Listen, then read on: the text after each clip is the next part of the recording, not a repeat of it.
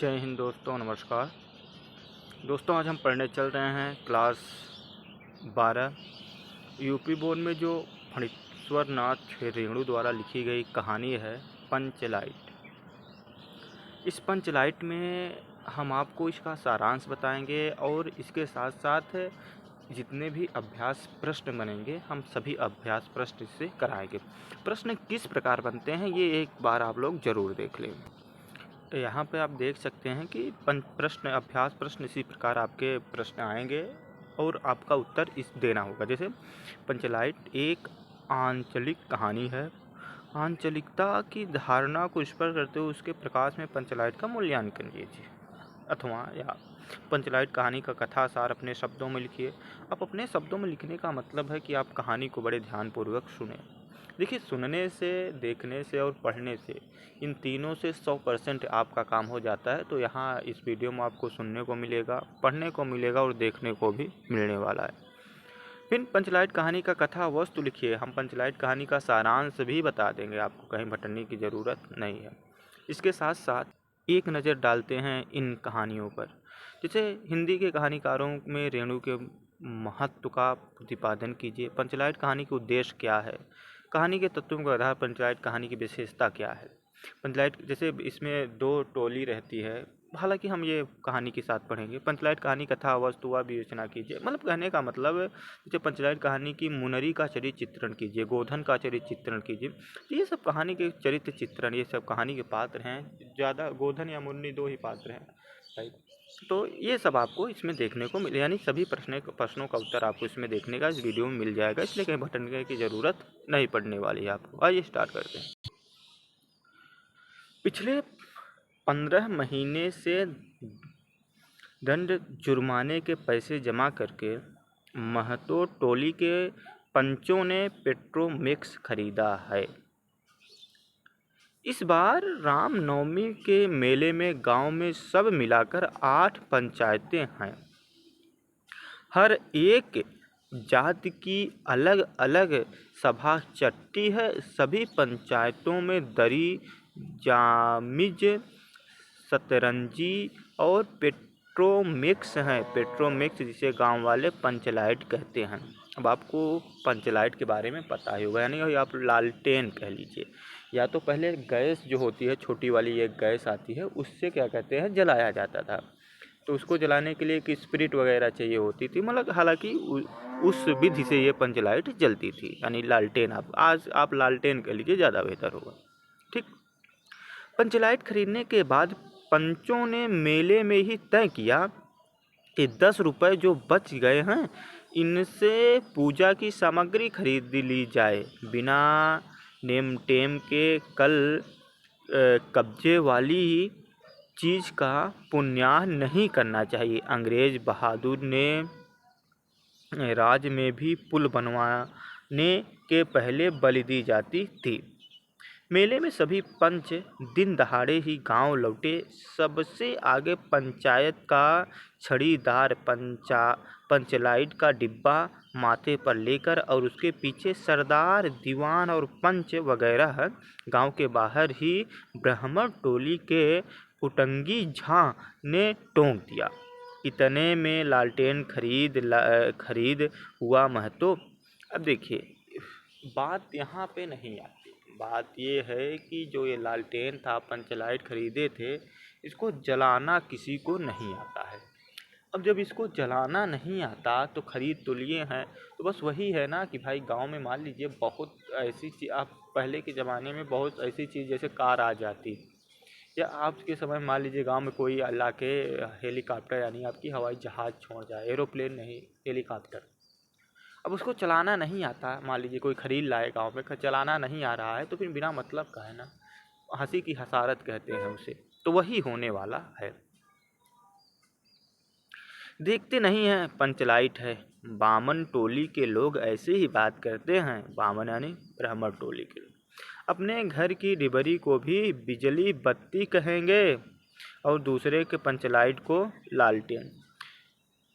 टोले भर के लोग जमा हो गए। औरत मर्द बूढ़े बच्चे सभी काम काज छोड़कर दौड़े आए। चल ले चल, अपना पंचलैट आया। पंचलैट छड़ीदार अगनू महतो रह रहकर लोगों को चेतावनी देने लगा। हाँ, दूर से, जरा दूर से छू छा मत करो, ठेस ना लगे। यानी पंचलाइट पहली बार आई उस महतो टोली में, तो वहाँ के लोगों के मन में बड़ा उत्सुकता थी कि भाई पंचलाइट देखने के लिए। देखिए, ये सब कहानी आपको अपने शब्दों में लिखना है, ना कि बस जैसे लिखना, जैसे किताब में वैसे नहीं छापना है। हाँ, अभी नहीं पंचलाइट पूछे आप लिख के चले आए बहादुर या लाठी, ये सब नहीं, पंचलाइट ही लिखे, लेकिन अपने शब्दों में आपको लिखना है। ठीक। सरदार ने अपनी स्त्री से कहा, सांझ को पूजा होगी, जल्द से नहा धोकर चौका पीढ़ी लगाओ। टोले की कीर्तन मंडली के मूलगैन ने अपने भगतिया पक्षकों को समझाकर कहा, देखो आज पंचलाइट की रोशनी में कीर्तन होगा। बेताले लोगों से पहले ही कह देता हूँ, आज यदि आखर भरने में बेढ़ हुआ तो दूसरे दिन से एकदम बैकाट, यानी एकदम से हटा देंगे, बाइकाट कर देंगे। औरतों की मंडली में गुलरी काकी गोसाई का गीत गुनगुनाने लगी। छोटे छोटे बच्चों ने उत्साह के मारे बेवजह शोरगुल मचाना शुरू कर दिया। सूरज डूबने के 1 घंटा पहले ही टोले भर के लोग सरदार के दरवाजे पर आकर खड़े हो गए। पंचलाइट पंचलाइट चिल्लाने लगे। पंचलाइट के सिवा और कोई गप नहीं, कोई दूसरी बात नहीं। सरदार ने गुड़गुड़ी पीते हुए, यानी हुक्का पीते हुए, हुक्का पीते हुए कहा। दुकानदार ने पहले सुनाया पूरे 5 कौड़ी 5 रुपए। मैंने कहा कि दुकानदार साहब, यह मत समझाइए कि हम लोग एकदम देहाती हैं, बहुत बहुत पंचलाइट देखा है। इसके बाद दुकानदार मेरा मुंह देखने लगा, बोला, लगता है आप जात के सरदार हैं। ठीक है, जब आप सरदार होकर खुद पंचलाइट खरीदने आए हैं तो जाइए, पूरे 5 कौड़ी में आपको दे रहे हैं।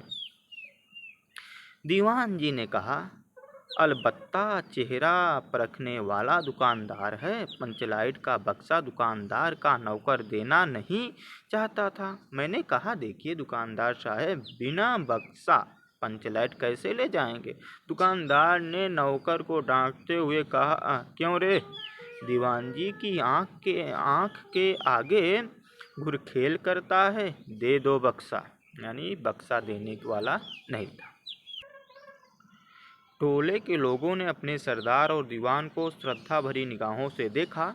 छड़ीदार ने औरतों की मंडली में सुनाया। रास्ते में शस्त्र सन्न सन्न बोलता था पंचलाइट, कैसे सन्न सन्न।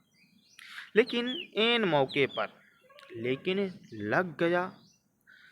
रुदल शाह बनिए की दुकान से 3 बोतल किरासन तेल आया, यानी मिट्टी का तेल, आप समझ ही सकते हैं, जो कि अब बंद हो चुका है, मिलता ही नहीं, पहले कोटेदार के यहाँ मिला करता था। और सवाल पैदा हुआ कि पंचलाइट को जलाएगा कौन? यही बात। अच्छा, पंचलाइट को जलाने का काम जो था वो गोधन का था। काम का मतलब वो ही जानता था, और उसको निकाल दिए हैं। सलम सलम सलम गाना गा रहा था ना वो, इसलिए। चलिए आगे मजा लेते हैं इस कहानी का। पहले हमने भी जला लिया लाइट, यानी अब हमारी भी पंचलाइट जल के, थोड़ा अंधेरा हो रहा था इसलिए।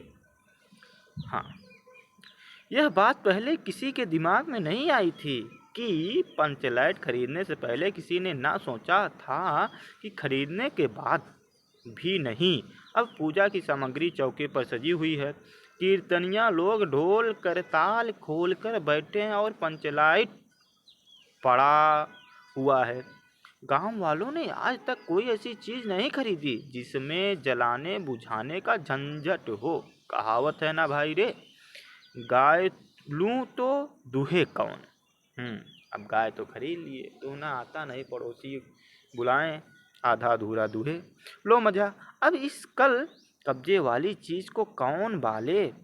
यह बात नहीं कि गांव भर में कोई पंचलाइट बनाने वाला नहीं, हर एक पंचायत में पंचलाइट है, उसके जलाने वाले जानकार हैं। लेकिन सवाल है कि पहली बार नेम टेम करके शुभ लाभ करके दूसरी पंचायत के आदमी की मदद से पंचलाइट जलेगा? असंभव है, नहीं जल सकता। इससे तो अच्छा है कि पंचलाइट पड़ा रहे जिंदगी भर। ताना कौन सहे? बात बात में दूसरे टोले के लोग कूट करेंगे कि तुम लोगों का पंचलाइट पहली बार दूसरे के हाथ से। ना ना ना ना ना, अरे भैया ऐसा नहीं, पंचायत की इज्जत का सवाल है, दूसरे टोले के लोगों से मत कहिए। चारों ओर उदासी छा गई, यानी कि अब कौन जलाए। उनके टोली में सिर्फ एक व्यक्ति था जो पंचलाइट जलाना चाहता था, वो भी उस समय क्या कहते हैं उपस्थित नहीं था, टोली से उसे बेदखल कर दिया गया था। चारों ओर उदासी छा गई, अंधेरा बढ़ने लगा। किसी ने अपने घर में आज डिबरी भी नहीं जलाई थी। आज पंचलाइट के सामने डिबरी कौन बालता है? सब किए कराए पर पानी फिर रहा था। सरदार, दीवान और छणीदार के मुंह में बोली नहीं, पंचों के चेहरे उतर गए थे। किसी ने दबी आवाज में कहा, कल कब्जे वाली चीज का नखरा बहुत बड़ा। एक नौजवान ने आकर सूचना दी, राजपूत टोली के लोग हंसते हंसते पागल हो रहे हैं। कहते हैं, कान फड़क कर पंचलाइट के सामने 5 बार उठो बैठो तुरंत जलने लगेगा। मतलब मजे ले रहे हैं भैया, कान पकड़ो और पकड़ कर पंचलाइट के सामने उठो बैठो, मन्नत करो, विनती करो कि भैया जल जा जल जा, जलने लगेगा। कितनी मतलब कि बेइज्जती हो रही है हम लोगों की।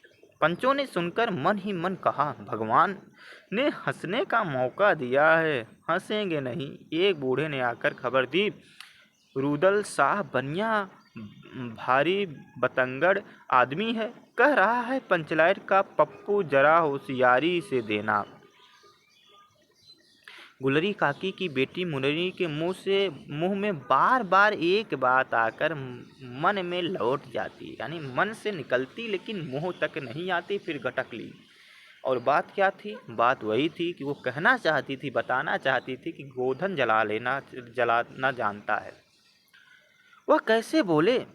वह जानती है कि गोधन पंचलाइट बालना जानता है, लेकिन गोधन का हुक्का पानी पंचायत से बंद है। मुनरी की माँ ने पंचायत से फरियाद की थी कि गोधन रोज उसकी बेटी को देखकर सलम सलम यानी सनम तेरी कसम वाला सलीमा का गीत गाता है। यानी बड़ा यार आशिक, लंबा चौड़ा आशिक था ये तो। हम तुमसे मोहब्बत करके सनम चले गए। पंचों की निगाह पर गोधन बहुत दिन से चढ़ा हुआ था, दूसरे गांव से आकर बसा है गोधन, और अब तक टोले के पंचों को पान सुपारी खाने के लिए भी कुछ नहीं दिया, परवाह ही नहीं करता है। बस पंचों को मौका मिला, 10 रुपया जुर्माना न देने से हुक्का पानी बंद। आज तक गोधन पंचायत से बाहर है, उसको कैसे कहा जाए मुनरी, उसका नाम कैसे ले? और उधर जाति का पानी उतर रहा है। मुनरी ने चालाकी से अपनी सहेली के कान में बात डाल दी। सहेली का नाम था कनेली। चिगो जिधर चिन कनेली मुस्कुराकर रह गई। गोधन तो बंद है। मुनरी बोली, तू कह तो सरदार से, और सरदार की मतलब इज्जत का सवाल है पूरे टोली का, और सरदार कैसे नहीं लाएंगे, गोधन को छुड़ा लाएंगे भाई। मतलब छुड़ाने का मतलब एक बार तो कहेंगे चलो 7 खून माफ गोधन आजा, और मुनरी भी यही चाहती थी। गोधन जानता है पंचलाइट बालना, कनेली बोली। कौन? गोधन? यानी आप समझ रहे हैं कि सभी के मतलब कि दिल की धड़कनें बढ़ गई। जानता है बालना, लेकिन सरदार ने दीवान की ओर देखा और दीवान ने पंचों की ओर। पंचों ने एक मत होकर हुक्का पानी बंद किया है। सलीमा का गीत गाकर आंख का इशारा मारने वाले गोधन से गांव भर के लोग नाराज थे। मतलब वो सिर्फ गाना के नहीं गाता था, वो बल्कि आंख का इशारा भी मारता था, मतलब मस्ती भी करता था। सरदार ने कहा, जात की बंदिश क्या, जबकि जात की इज्जत ही पानी में बही जा रही है। क्यों जी दीवान? दीवान ने कहा ठीक है। पंचों ने भी एक स्वर से कहा ठीक है, गोधन को खोल दिया जाए। सरदार ने छड़ीदार को भेजा। छड़ीदार वापस आकर बोला, गोधन आने को राजी नहीं हो रहा है। मतलब गोधन भी मतलब मौके का फायदा उठा रहा है। क्या बात है। कहता है, पंचों की क्या प्रतीत है, कोई कल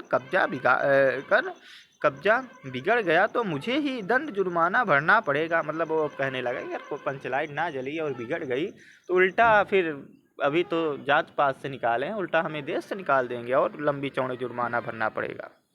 मतलब ये तो उसका बहाना है, वो चाहता है कि कोई और बुलाने जाए। मतलब छड़ीदार ने रोनी सूरत बनाकर कहा, मतलब रोते हुए कहा कि किसी तरह गोधन को राजी करवाइए, नहीं तो कल से गांव में मुंह दिखाना मुश्किल हो जाएगा। गुलरी काकी बोली, जरा मैं देखूं, कह के गुलरी काकी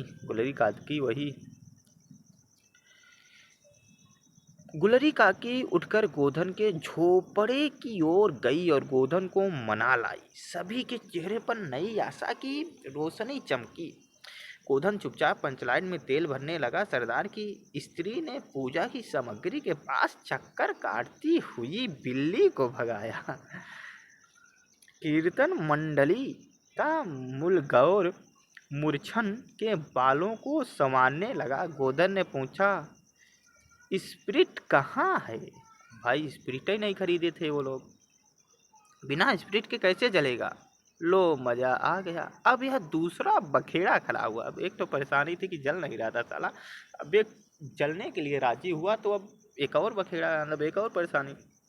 सभी ने मन ही मन सरदार, दीवान और पंचों की बुद्धि पर अविश्वास प्रकट किया। बिना बूझे समझे काम करते हैं ये लोग। उपस्थित जन समूह में फिर मायूसी छा गई। लेकिन गोधन बड़ा होशियार लड़का है, बिना स्पिरिट के ही पंचलाइट जलाएगा। थोड़ा गरी का तेल ला दो। मुनरी दौड़कर गई। मुनरी यानी गुलरी काकी की बेटी, गोधन की प्रेमिका। मुनरी दौड़कर गई और एक मलसी गरी का तेल ले आई। गोधन पंचलाइट में पंप देने लगा। पंचलाइट की रेशमी थैली में धीरे धीरे रोशनी आने लगी। गोधन कभी मुंह से फूंकता, कभी पंचलाइट की चाबी घुमाता। थोड़ी देर के बाद पंचलाइट से सनसनाहट की आवाज़ निकलने लगी और रोशनी बढ़ती गई। लोगों के दिल का मैल दूर हो गया। गोधन बड़ा काबिल लड़का है। यानी अगर किसी से कोई गलती हो जाए, 10 5 2 4 गलतियां हो जाएं और वो चाहे मतलब फिर वो ऐसा कुछ काम कर दे जिससे कि पूरे गांव की, पूरे समाज की, पूरे परिवार की इज्जत एक बार फिर से उसके वजह से मतलब बहुत समाज में ऊंचा हो जाए, तो समझ लीजिए उसके गुनाह को माफ़ कर दिया जाता है। और यही करना भी चाहिए। गलतियां जो हैं वो माफ़ की जा सकती हैं, लेकिन कुछ ऐसा काम हो जाए उसके वजह से कि लोग फिर से वो उस गलती को भूल जाएं। मतलब जैसे गलती होती है तो बहुत बुरी हो जाती है ना, लेकिन जो अच्छाई करे वो उस बुरी गलती को दबा दे। इतनी ज़्यादा अच्छाई होनी चाहिए, इतना ज़्यादा अच्छा होना चाहिए तो लोग बुराइयों को माफ़ कर देते हैं, भूल जाते हैं। और यही इस कहानी का उद्देश्य भी है। कहानी का उद्देश्य भी यही है। आइए देखते हैं। गोधन बड़ा काबिल लड़का है। अंत में पंचलाइट की रोशनी से सारी टोली जगमगा उठी। तो कीर्तनिया लोगों ने एक स्वर में महावीर स्वामी की जय ध्वनि के साथ कीर्तन शुरू कर दिया। पंचलाइट की रोशनी में सभी के मुस्कुराते हुए चेहरे स्पष्ट हो गए। गोधन ने सबका दिल जीत लिया। मुनरी ने हसरत भरी निगाह से मतलब मुनरी ने लोट पोट कर दिया गोधन को, एक बार फिर घायल किया। तो मुनरी ने हसरत भरी निगाह से गोधन की ओर देखा। आंखें चार हुई और आंखों ही आंखों में बातें हजार हुई, मतलब बातें हुई। कहा, सुना, माफ करना, मेरा क्या कसूर है? सरदार ने गोधन को बहुत प्यार से पास बुलाकर कहा, तुमने जात की इज्जत रखी है, तुम्हारा साथ खून माफ, खूब गाओ सलीमा का गाना। मतलब सरदार की तरफ से छूट मिल गई है गोधन को। वही कहे ना कि चाहे जितना बड़ी गलती कर दो, मतलब एक अच्छा काम कर दो तो लोग गलतियां भूल जाते हैं। बहुत अच्छी बात है ये। गुलरी काकी बोली, आज रात में मेरे घर में खाना गोधन। अब देखिए गुलरी काकी ने ही सरदार से उसकी जो है शिकायत की थी कि मेरी बेटी को देखकर सलीमा सलीमा गाना गाता है, और गुलरी काकी ही अब कह रही कि बेटा आ जाना खाना खाने। गोधन ने एक बार फिर मुनरी की ओर देखा। मुनरी की पलकें झुक गई। कीर्तनिया लोगों ने एक कीर्तन सप्ताह कर जय जय ध्वनि की। जय हो। पंचलाइट के प्रकाश में पेड़ पौधों का पत्ता पत्ता पुलकित हो रहा था। मतलब ऐसा लग रहा था पंचलाइट के प्रकाश में कि जैसे पेड़ पौधे के पत्ते भी बड़े खुश नजर आ रहे हैं, बहुत खुश हों। तो ये थी पंचलाइट कहानी। अब इस पंचलाइट कहानी का सारांश, कथा, वस्तु सब आप अपने शब्दों में लिख सकते हैं। ठीक ठीक। मुनरी का चरित्र चित्रण लिख सकते हैं, और गोधन का चरित्र चित्रण आदि सब लिख सकते हैं। और आराम से, अच्छे से, बहुत आराम पूर्वक, ध्यान पूर्वक आप लोग इसको 1-2 बार और देख लीजिए और पढ़ते रहिए। और मेरी तरफ से आप सबको बहुत ढेर सारी शुभकामनाएं। बहुत अच्छे से आप लोग पास हो जाएं। बहुत अच्छा, जो आप जितना आपका मतलब जितना नंबर आप लाना चाहते हो उससे कहीं अधिक आपका नंबर आए। और हमारी तरफ से फिर एक बार आपको बहुत बहुत ढेर सारी शुभकामनाएं।